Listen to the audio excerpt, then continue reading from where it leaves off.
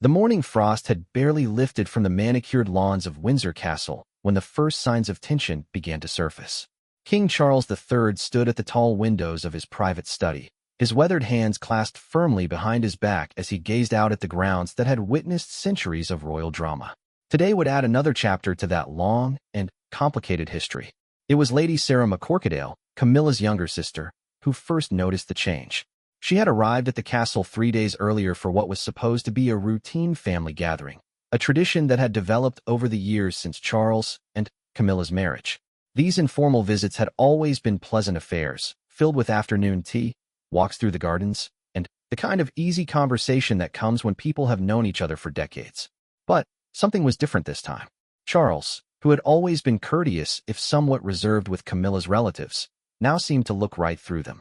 When Sarah approached him after breakfast on Tuesday morning to discuss the upcoming charity event they had planned together, he simply nodded curtly and excused himself without explanation. The Queen Consort herself was the first to truly understand the depth of her husband's displeasure. Camilla had been married to Charles long enough to read the subtle signs that others might miss. The way he held his jaw slightly tighter when her brother Mark entered the room. The deliberate pause before responding to any question from her sister Annabel. The carefully neutral expression that never quite reached his eyes when surrounded by her family members. Dr. Margaret Thornfield, the royal family's longtime confidential advisor, had witnessed similar patterns of behavior during her 30 years of service to the monarchy. She recognized the telltale signs of what palace insiders quietly referred to as the royal freeze, a particular form of calculated distance that members of the royal family employed when relationships became strained beyond repair. The catalyst for this dramatic shift could be traced back to a seemingly innocent conversation that had taken place 3 weeks earlier at Highgrove House, Charles's beloved country estate in Gloucestershire. The extended family had gathered for a quiet weekend, and the atmosphere had been relaxed and jovial. Camilla's children from her first marriage, Tom and Laura Parker Bowles, were there with their own families, creating the multi-generational warmth that Charles had always valued. It was during a private moment in the garden that Tom Parker Bowles had made what he thought was a casual observation to his stepfather. Walking among the organic vegetables that Charles had so carefully cultivated over the years, Tom had mentioned some recent conversations he'd had with journalists about a potential memoir. Nothing serious, he had assured Charles, just some preliminary discussions about sharing family stories and behind-the-scenes moments from royal life. Charles had listened with apparent calm, nodding occasionally, and asking what seemed like supportive questions about Tom's writing ambitions. He had even offered encouragement, suggesting that personal stories could be valuable contributions to historical understanding. But those closest to the king knew that beneath his composed exterior, alarm bells were already beginning to sound. Lady Victoria Hamilton Wright, Charles's private secretary for the past 8 years, noticed the change in the king's demeanor almost immediately. She had seen him process difficult news before, political challenges, family crises, international incidents, and she recognized the particular stillness that came over him when he felt personally betrayed. It wasn't anger, exactly, but something deeper and more concerning.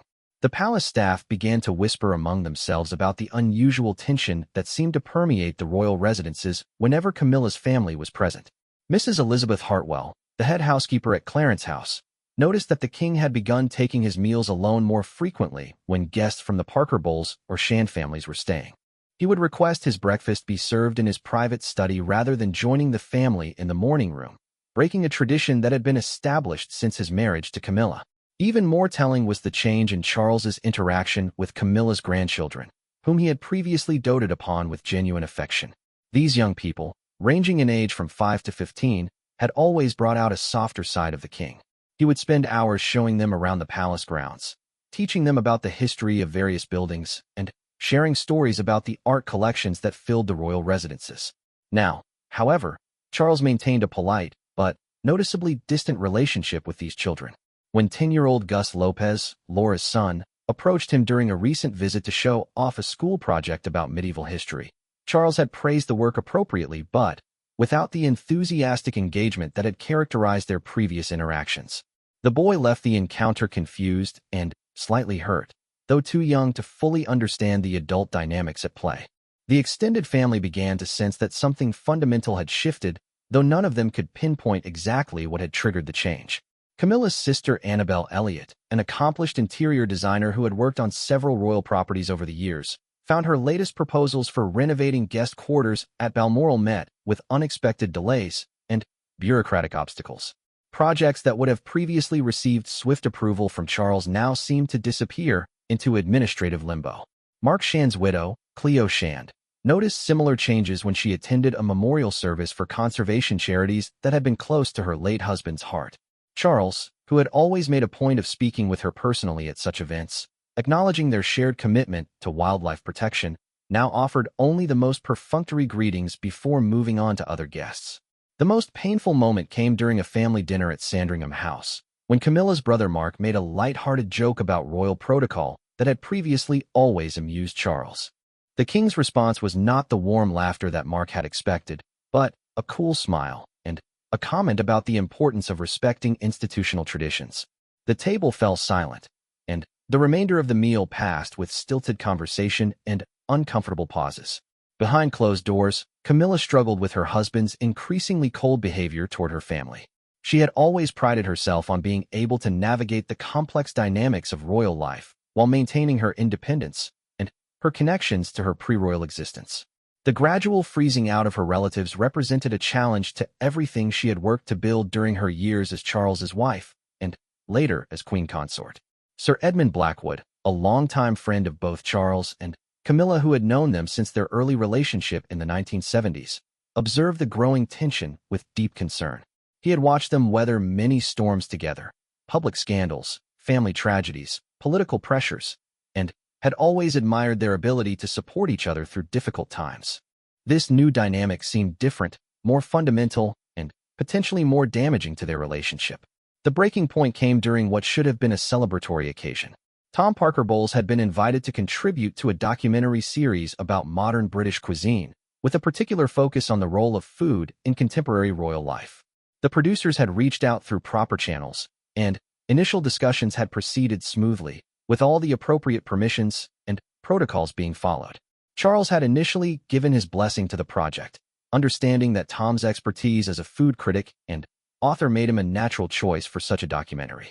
The king had even suggested some historical angles that might enhance the production, drawing on his own knowledge of culinary traditions within the royal households. But when details of Tom's planned contributions began to circulate within the palace, Charles discovered that the scope of the documentary had expanded beyond what he had originally understood.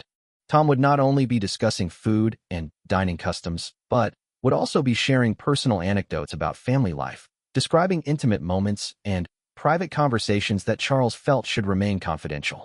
The revelation that Tom intended to discuss details of family dinners, private jokes shared between family members, and behind-the-scenes glimpses of royal domestic life struck Charles as a fundamental violation of trust. These were not matters of historical interest or public education, but personal family moments that he believed should be protected from public consumption. When Charles attempted to address his concerns directly with Tom, the conversation did not go as either of them had hoped. Tom, defending his professional autonomy and his right to share his own experiences, argued that he had always been careful to maintain appropriate boundaries and had never revealed anything truly damaging or inappropriate about royal life. Charles, however, saw the situation differently. From his perspective, any commercialization of family relationships represented a breach of the informal understanding that had governed their blended family dynamics. He felt that accepting money for sharing stories about royal family life, no matter how innocuous those stories might be, crossed a line that should not be crossed. The conversation ended without resolution, with both men feeling misunderstood and frustrated. Tom felt that his stepfather was being unreasonably controlling and failing to recognize his professional accomplishments and judgment. Charles felt that Tom was prioritizing personal gain over family loyalty and discretion. In the days that followed, the effects of this confrontation rippled through the extended family network. Camilla found herself caught between her husband's anger and her son's hurt feelings. Laura Parker Bowles, Tom's sister, began to worry about how the conflict might affect her own relationship with Charles and her children's connections to their step-grandfather. The palace staff, always sensitive to shifts in royal family dynamics, began to adapt their behavior accordingly. Invitations to family events became more carefully vetted, with guest lists scrutinized for potential sources of friction. The informal, relaxed atmosphere that had characterized many family gatherings began to give way to more structured, formal interactions. Mrs. Patricia Knightley, Charles's longest-serving personal aide, found herself navigating increasingly complex protocol questions about how to handle the Parker Bowles family members during official events. Should they be seated with the immediate royal family or with other guests? Should they receive the same level of security briefings and protocol guidance that had been standard in the past? These seemingly minor questions reflected the deeper uncertainty about the family's status within the royal hierarchy. Charles's cooling attitude toward Camilla's relatives had created a gray area in palace protocol that no one seemed quite sure how to address. The media, always alert to signs of tension within royal circles, began to pick up on subtle changes in the family's public appearances. Royal photographers noted that Charles and Camilla's family members were less frequently photographed together at public events. Society reporters observed that invitations to certain exclusive royal gatherings seemed to have been quietly withdrawn. Emma Richardson, a respected royal correspondent who had covered the family for 2 decades, noticed the shift during a recent charity gala.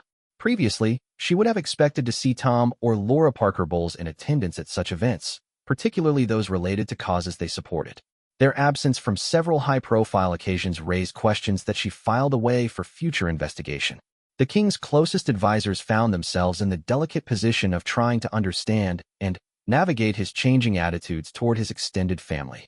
Some worried that the growing rift could eventually affect his relationship with Camilla herself, while others believed that Charles was simply asserting appropriate boundaries around royal privacy and commercial exploitation. Lord Hamilton Cartwright, who had served as an advisor to 3 generations of royals, recognized the pattern of behavior from previous royal family conflicts. He had seen similar dynamics play out when family members had previously crossed perceived lines around privacy, commercial interests, or public representation of royal life. As winter settled over the royal estates, the atmosphere within the family circles grew increasingly tense and uncertain. Camilla's attempts to bridge the growing gap between her husband and her family met with limited success. Charles remained polite but distant, maintaining the minimum level of courtesy required by family obligations while making it clear that the easy warmth of previous relationships had been permanently altered. The question that haunted everyone involved was whether this was a temporary cooling that would eventually heal with time and careful diplomacy, or whether Charles had made a fundamental decision to restructure his relationship with his extended family in ways that would have lasting consequences for everyone involved. The first real crack in the palace's carefully maintained facade came during a seemingly routine garden party at Buckingham Palace. These events, held throughout the summer months, traditionally brought together hundreds of guests from various walks of life to celebrate British achievements and community service. For years, Camilla's family members had been regular attendees, moving easily through the crowds and representing the more accessible, modern face of the contemporary monarchy. Lady Sarah McCorquodale had been looking forward to this particular garden party for weeks. She had invited several friends from her charity work to join her, women who had devoted years to supporting causes close to both her and the royal family's hearts. These ladies, prominent figures in their own right within British society, represented the kind of civic engagement that the monarchy relied upon to maintain its relevance and connection to ordinary citizens. But, as Sarah moved through the reception line to greet the king and queen consort, she encountered something that left her genuinely shaken. Charles, who had always greeted her with genuine warmth and often engaged in brief but meaningful conversations about their shared interests, barely looked at her as she approached. His acknowledgement was so perfunctory, so devoid of any personal recognition, that several nearby guests noticed the unusual coldness. Mrs. Jennifer Caldwell, one of Sarah's guests and a respected figure in children's charity work, later confided to friends that she had never witnessed such a stark display of royal displeasure.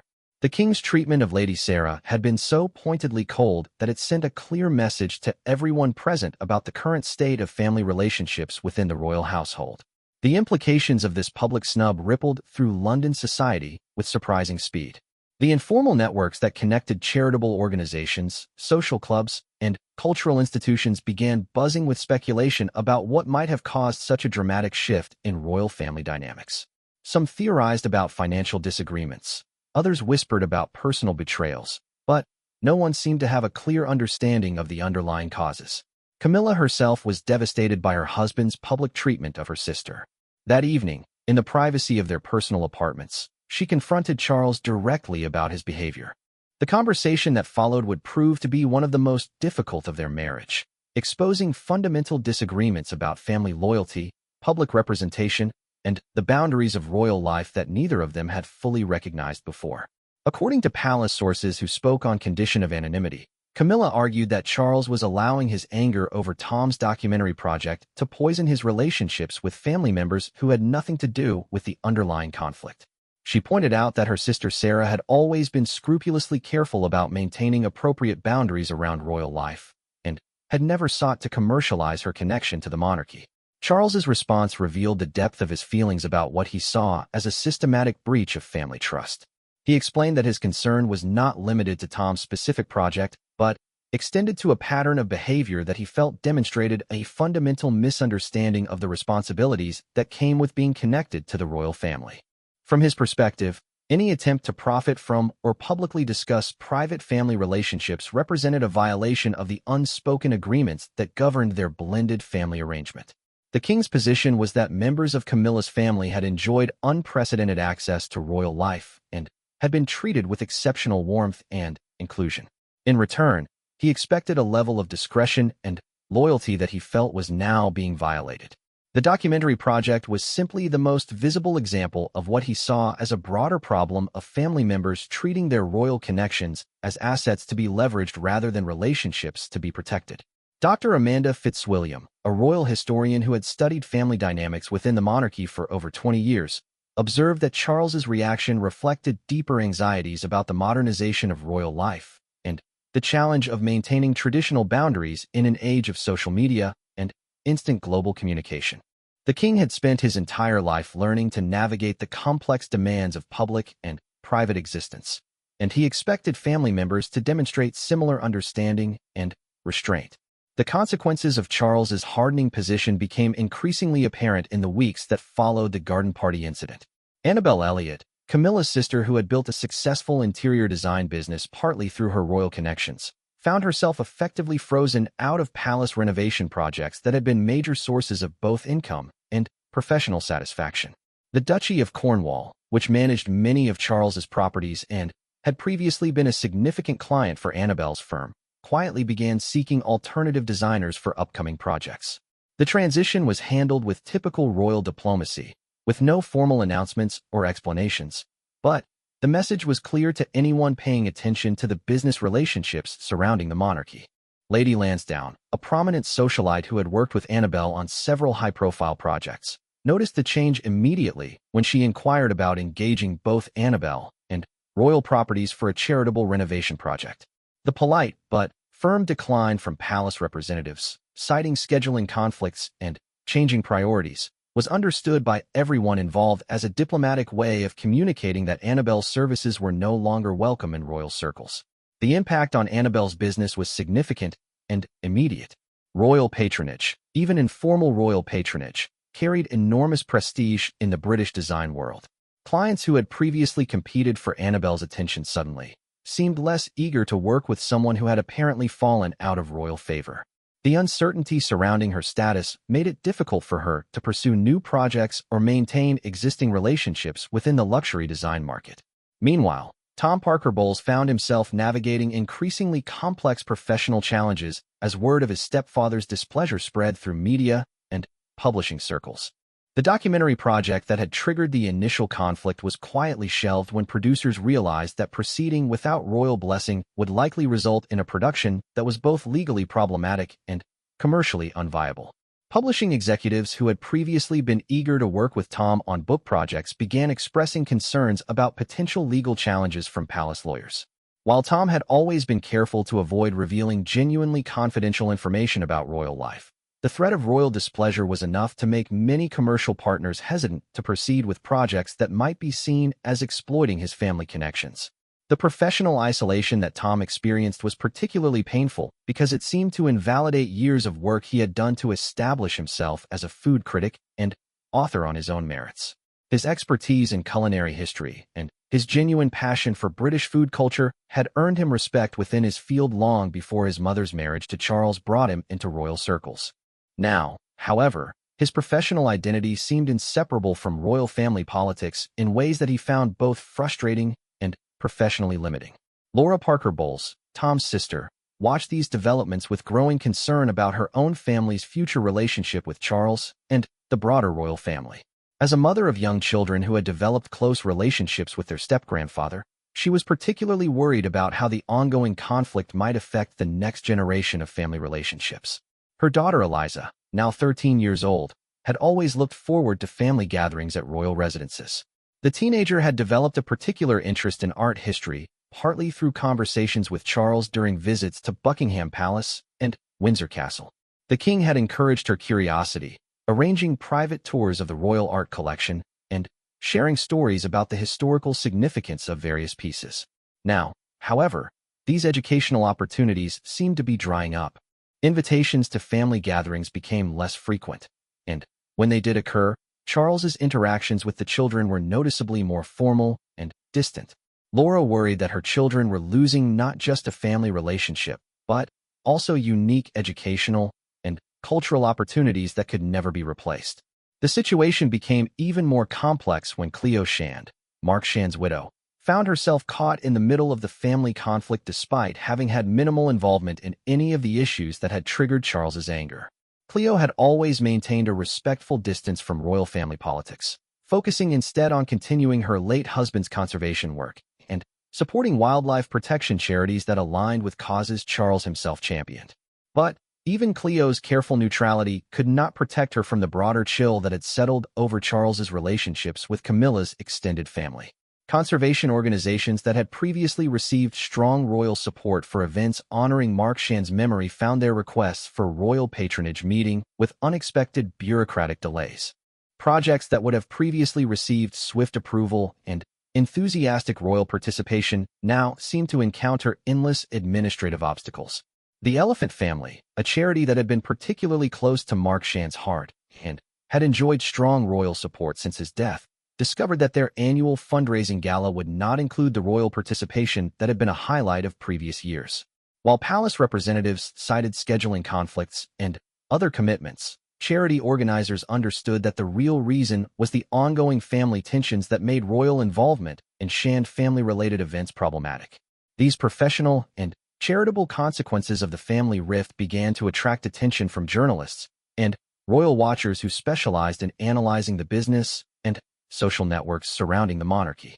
The discreet but systematic withdrawal of royal favor from various enterprises connected to Camilla's family represented a significant shift in how the monarchy managed its extended relationships and commercial associations. Royal correspondent Victoria Manning, writing for several prominent society magazines, began documenting the pattern of canceled projects, withdrawn invitations, and professional setbacks affecting various members of Camilla's family. While she was careful not to speculate publicly about the underlying causes, her reporting made it clear that something fundamental had changed in the royal family's approach to managing relationships with their extended family members. The broader implications of these changes extended beyond the immediate family to affect dozens of other people who had built professional and personal relationships through their connections to the Parker Bowles and Shand families. Interior designers who had collaborated with Annabelle on royal projects found themselves excluded from future opportunities. Food industry professionals who had worked with Tom discovered that their royal connections were no longer assets, but potential liabilities. Perhaps most significantly, the charitable organizations that had benefited from the enthusiastic royal support that came through Camilla's family connections began to experience a noticeable decline in royal engagement. Garden parties that had previously featured prominent members of Camilla's family as honored guests now proceeded without their participation. Fundraising events that had relied on royal presence to attract high-profile donors found themselves struggling to maintain the same level of support and media attention. The cumulative effect of these changes was to create a sense of uncertainty and anxiety throughout the networks of people and organizations that had become accustomed to operating within the extended orbit of royal family life. While no official announcements were made and no formal statements were issued, the message was clear. The rules of engagement had changed, and the consequences of crossing invisible lines could be swift and severe. As autumn approached, the full scope of Charles's systematic distancing from Camilla's family became increasingly apparent to everyone involved. What had begun as a specific disagreement over a single documentary project had evolved into a comprehensive restructuring of family relationships that would have lasting implications for everyone connected to the royal household. The question that haunted palace observers was whether this represented a temporary adjustment that might eventually be reversed, or whether Charles had made a permanent decision to establish clearer boundaries between his role as king and his relationships with his extended family members. The answer to that question would have profound implications not just for the individuals directly involved, but for the monarchy's broader approach to managing the complex relationships between public duty and private family life. The November rain drummed steadily against the windows of Clarence's house as Camilla sat alone in her private sitting room, surrounded by the comfortable furnishings and personal photographs that had made this space her sanctuary within the formal world of royal residences. Tonight, however, the familiar surroundings offered little comfort as she contemplated the growing chasm between her husband and her family. The morning's newspapers lay scattered across the mahogany side table, their headlines reflecting the media's growing awareness that something significant was happening within the royal family. While none of the publications had yet pieced together the full story, the absence of certain family members from recent royal events had not gone unnoticed by journalists who made their living tracking the subtle dynamics of monarchy. Queen Consort's family notably absent from state reception, read one headline. Parker Bowles' children skipped traditional royal gathering, announced another.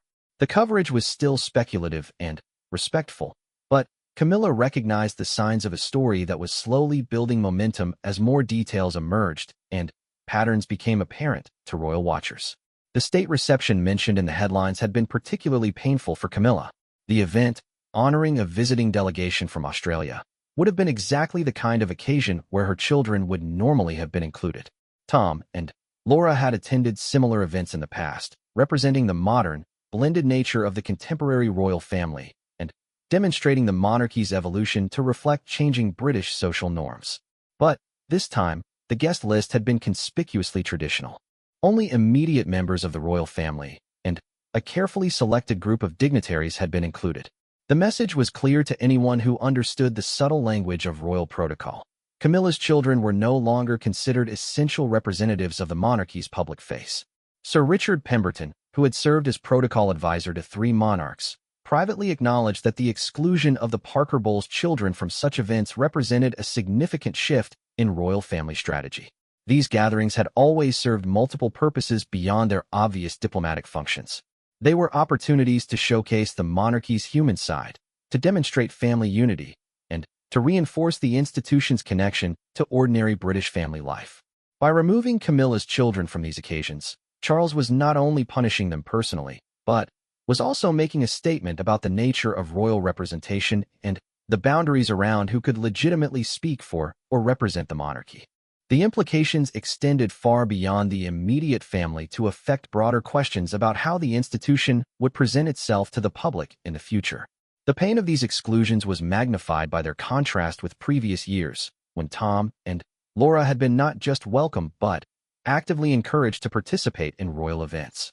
Charles had seemed to take genuine pride in presenting them as examples of successful, accomplished individuals who brought their own achievements and perspectives to royal family gatherings. Laura's work in art curation and gallery management had made her a valuable voice at cultural events.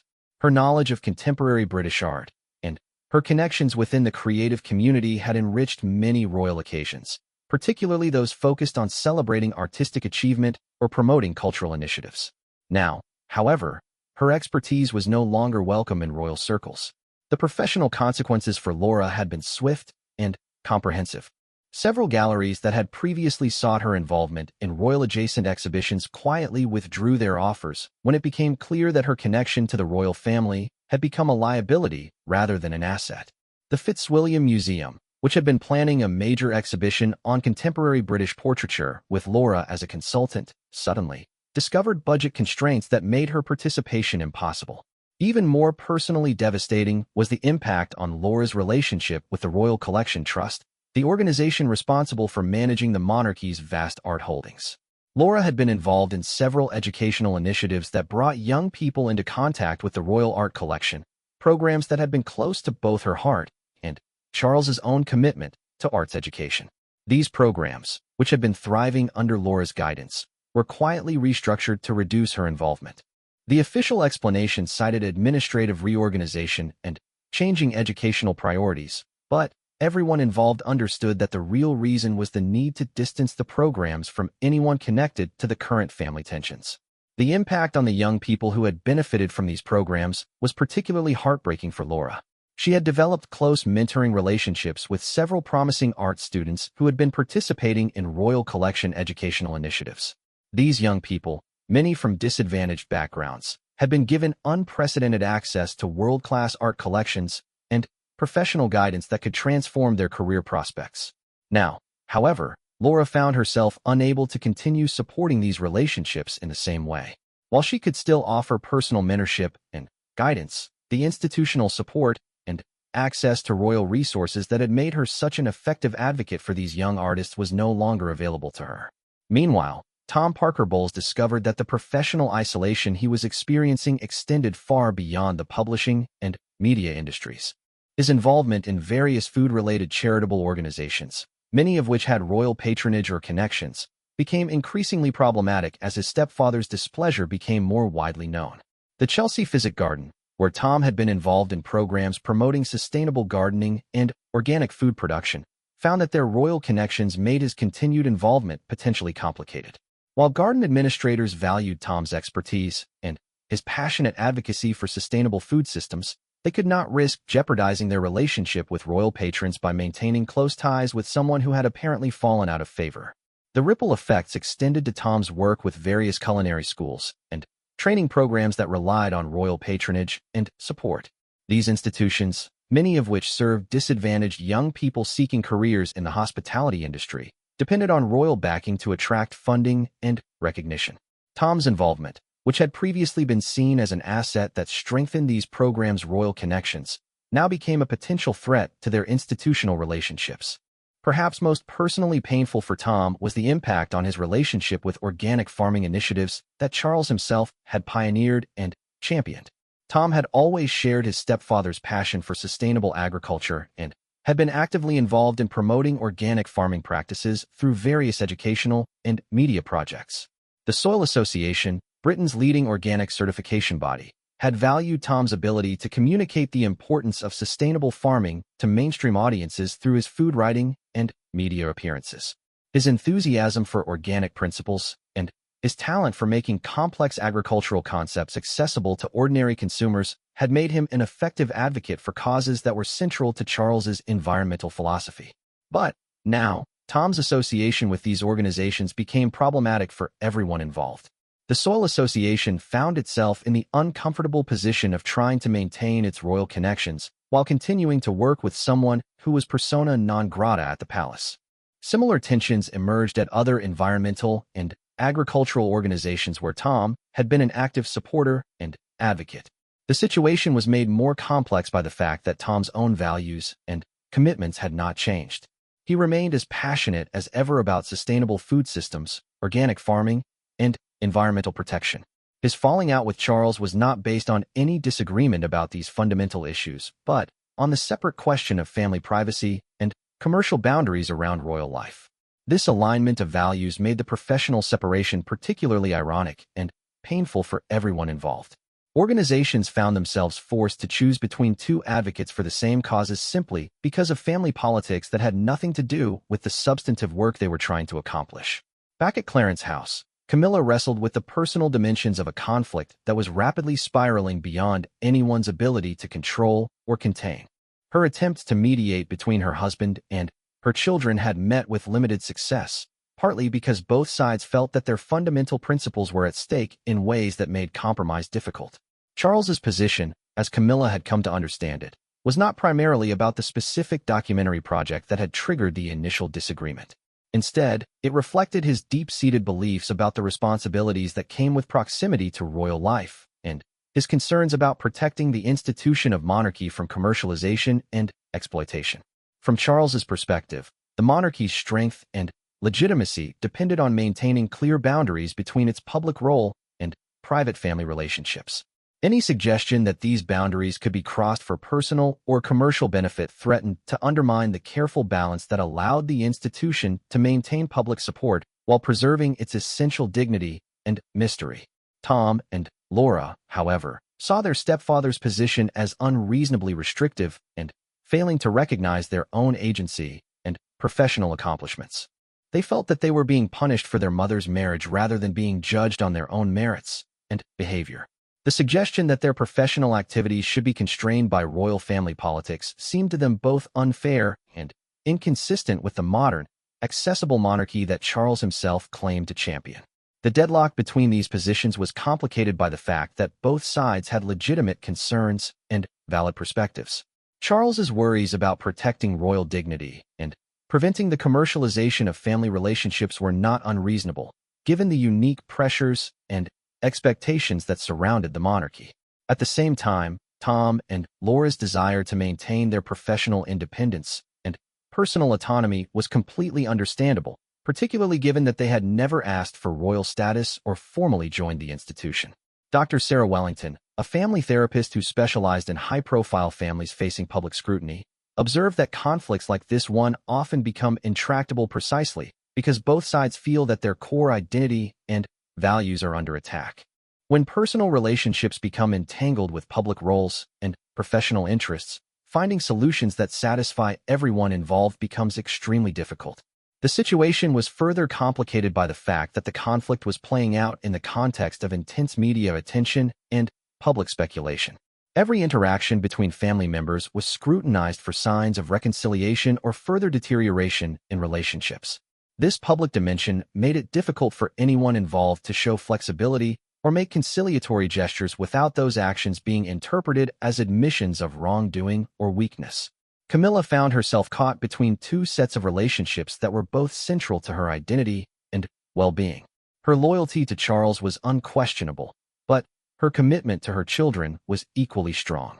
The possibility that she might be forced to choose between these relationships was almost unbearable to contemplate. As winter deepened and the conflict showed no signs of resolution, palace staff began to worry about the long-term implications for the royal family's public image and internal stability. The warmth and inclusivity that had characterized the early years of Charles and Camilla's marriage had been replaced by a coldness and formality that seemed to contradict the monarchy's stated commitment to modernization and accessibility. The question that haunted everyone involved was whether the damage that had been done to family relationships could ever be fully repaired, or whether the monarchy was witnessing a permanent restructuring of how it managed the complex boundary between public duty and private family life. The Christmas preparations at Sandringham House had always been a source of joy and anticipation for the extended royal family, but this year the atmosphere was notably different. Mrs. Helen Crawford, who had overseen holiday arrangements at the Norfolk estate for 15 years, noticed immediately that the guest lists and seating arrangements required careful navigation of family tensions that had never existed in previous years. The annual Christmas gathering at Sandringham represented one of the monarchy's most important traditions, a time when the formal protocols of royal life gave way to more relaxed family interactions. For years, Camilla's children and grandchildren had been integral parts of these celebrations, bringing a sense of modern family warmth to occasions that might otherwise have felt overly formal and institutional. But, as December approached, it became clear that this year's arrangements would be significantly different. Tom and Laura Parker Bowles, along with their children, were notably absent from the preliminary guest lists that began circulating among palace staff in early November. Their exclusion from what had become a cherished family tradition represented perhaps the most definitive statement yet about Charles's intentions regarding his relationship with his stepchildren. Lady Margaret Ashworth, who had known the royal family for decades and had attended numerous Christmas celebrations as both a guest and a royal companion, recognized the significance of these omissions immediately. The Christmas gathering was not simply a social occasion, but a careful orchestration of family hierarchy and inclusion that sent clear messages about relationships and status within the royal family structure. The absence of Camilla's children from these celebrations would be noticed not just by other family members, but by the staff, security personnel, and various officials who made the Christmas period possible.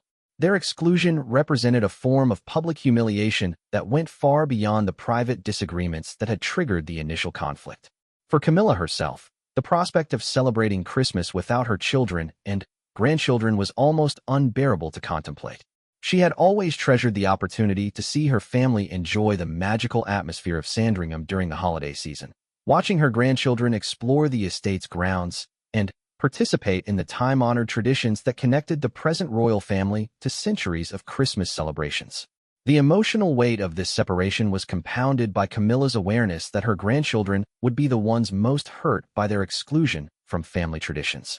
These young people, ranging in age from 5 to 15, had grown up attending royal Christmas celebrations and had formed deep emotional connections to the traditions and relationships that made these gatherings special.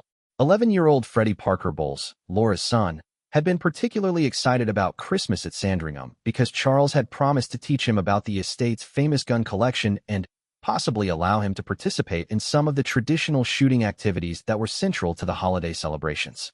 The boy's disappointment when he learned that the family would not be attending this year was visible and heartbreaking for his mother to witness. Similarly, 8-year-old Eliza Lopez had been looking forward to helping with the traditional Christmas morning present exchange, a ritual that she had participated in since she was tiny. Her innocent questions about why the family would not be joining the king and queen consort for Christmas were particularly difficult for Laura to answer without either lying to her daughter or revealing the full extent of the family conflict. The children's confusion and disappointment highlighted one of the most troubling aspects of the ongoing family crisis.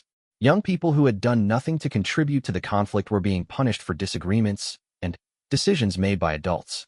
Their exclusion from family traditions and relationships represented a form of collateral damage that seemed disproportionate to whatever offense had triggered Charles's anger.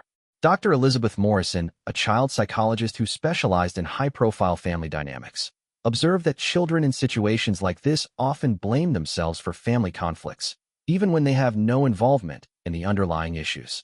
The sudden withdrawal of a grandparent's affection and the exclusion from family traditions can have lasting psychological effects that extend far beyond the immediate disappointment of missing holiday celebrations.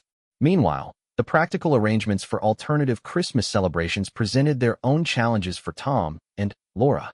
Both had built their holiday traditions around the extended royal family gatherings that had defined Christmas for their children throughout their lives. Creating new traditions and maintaining holiday joy while dealing with family rejection and public speculation was a complex emotional and logistical challenge. Laura decided to take her children to her ex-husband's family for Christmas, seeking the warmth and normalcy that she could no longer find within royal circles. But even this decision carried emotional weight, as it represented a formal acknowledgement that her children would not be participating in the royal family Christmas that had been such an important part of their identity and experience. Tom chose to host Christmas for several friends and extended family members who were also dealing with various forms of family difficulty during the holiday season. His decision to create an explicitly inclusive celebration, welcoming people who felt excluded or rejected by their own families, was both a personal coping strategy and a subtle statement about the values he felt should govern family relationships. The irony was not lost on either Tom or Laura that their exclusion from royal Christmas celebrations came at a time when the monarchy was publicly emphasizing themes of inclusivity, reconciliation, and modern family values. Charles's Christmas message to the nation would undoubtedly include references to the importance of forgiveness, family bonds, and bringing people together during difficult times, even as his own family was experiencing unprecedented division and exclusion.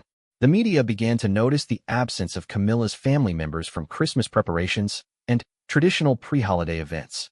Royal photographers who had become accustomed to capturing images of the extended family arriving at Sandringham found themselves documenting a notably smaller and more traditional gathering than had been typical in recent years. Jennifer Matthews, a royal correspondent who had covered the family's Christmas celebrations for over a decade, noted the absence of the Parker Bowles children in her pre-Christmas coverage, but was careful not to speculate about the reasons for their non-attendance. The unwritten rules of royal reporting required discretion about family conflicts until they became impossible to ignore or until official statements were made. However, the absence of Tom and Laura from Christmas preparations coincided with other visible signs that royal family relationships had fundamentally changed. Charity events that would normally have featured members of Camilla's family were proceeding without their participation. Business relationships that had developed through royal connections were quietly being wound down. Social invitations that would previously have been automatically extended were no longer forthcoming.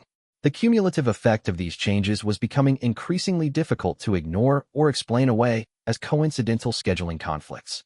Royal watchers who specialized in analyzing family dynamics began to recognize patterns that suggested a systematic exclusion rather than a series of unrelated absences.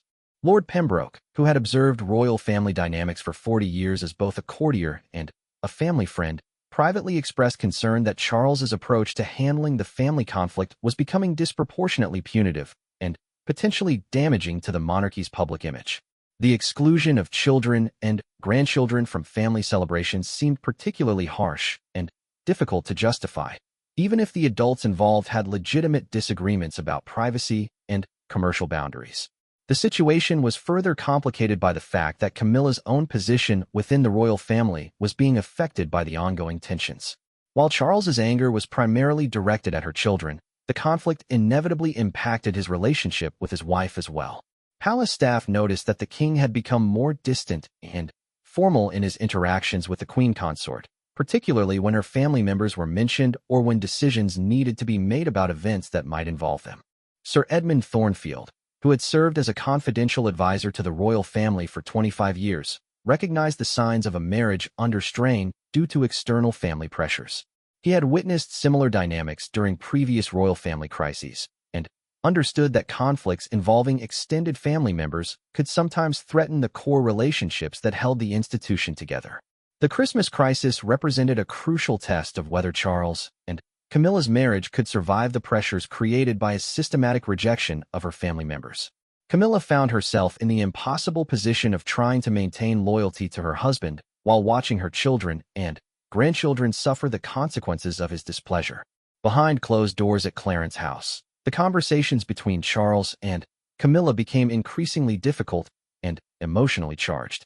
Camilla argued that Charles was allowing his anger over specific professional decisions to poison his relationships with innocent family members, particularly the children who had no involvement in or understanding of the adult conflicts that were reshaping their family relationships.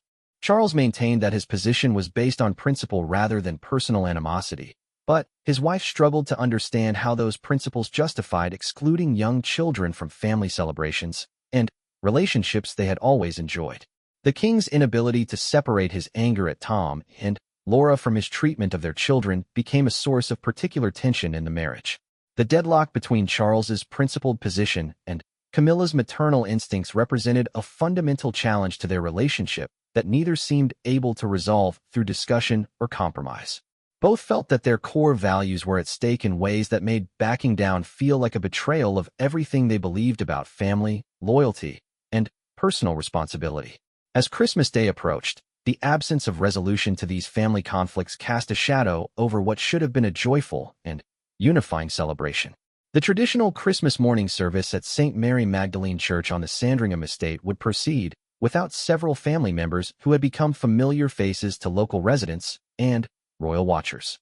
The Christmas lunch would be smaller and more formal than in recent years, lacking the multi-generational warmth that had characterized previous celebrations. The question that haunted everyone involved was whether the wounds that had been opened in the royal family could ever heal, or whether the monarchy was witnessing a permanent reconfiguration of family relationships that would have lasting implications for both the individuals involved and the institution they represented. For Camilla, spending Christmas Day without her children and grandchildren while maintaining the public facade of royal celebration represented perhaps the most difficult personal challenge of her time as queen consort. The conflict between her public duties and her private heartbreak embodied the impossible tensions that had come to define the current state of royal family dynamics. The new year brought no respite from the tensions that had gripped the royal family throughout the previous months. If anything, the enforced cheerfulness of the Christmas season had only served to highlight how dramatically family relationships had deteriorated. As January snow blanketed the grounds of Windsor Castle, palace staff prepared for what many privately acknowledged might be one of the most challenging periods in recent royal family history. The first major test of the year came with the announcement of the annual state opening of Parliament, an event that traditionally showcased the monarchy's connection to British democratic institutions while providing opportunities for the royal family to demonstrate unity and continuity.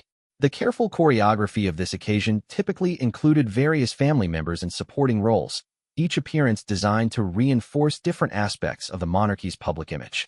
In previous years, Tom and Laura Parker Bowles had occasionally been included in the broader celebrations surrounding the state opening, attending receptions and cultural events that complemented the main ceremony. Their presence had been part of a deliberate strategy to demonstrate the monarchy's evolution and its embrace of modern family structures. This year, however, their names were conspicuously absent from all related events. The message was unmistakable. Charles had decided that his stepchildren no longer had any role to play in representing the monarchy, even in the most peripheral capacities. Their exclusion from these high-profile occasions represented the culmination of a systematic campaign to remove them from royal public life entirely. Lady Victoria Pemberton, who had coordinated royal family appearances at major state occasions for 12 years, found herself navigating unprecedented challenges in managing the family dynamics surrounding these events. The logistics of excluding specific family members while maintaining the appearance of royal unity required careful attention to every detail, from seating arrangements to media briefings to the timing of arrivals and departures. The complexity of these arrangements reflected the broader challenge that Charles's hardline position created for the monarchy's public image. While the king's anger at his stepchildren might have been justified from his perspective, managing the public consequences of family division required enormous institutional resources and careful strategic planning. Meanwhile, the impact of the ongoing conflict began to extend beyond the immediate family to affect the broader network of relationships that supported the monarchy's work. Charitable organizations that had relied on connections to Camilla's family found themselves struggling to maintain the same level of royal engagement and support that had previously enhanced their fundraising and public profile. The Prince's Trust, Charles's own flagship charity focused on supporting disadvantaged young people, discovered that several programs that had been developed in partnership with organizations connected to Tom and Laura's professional networks were becoming difficult to sustain.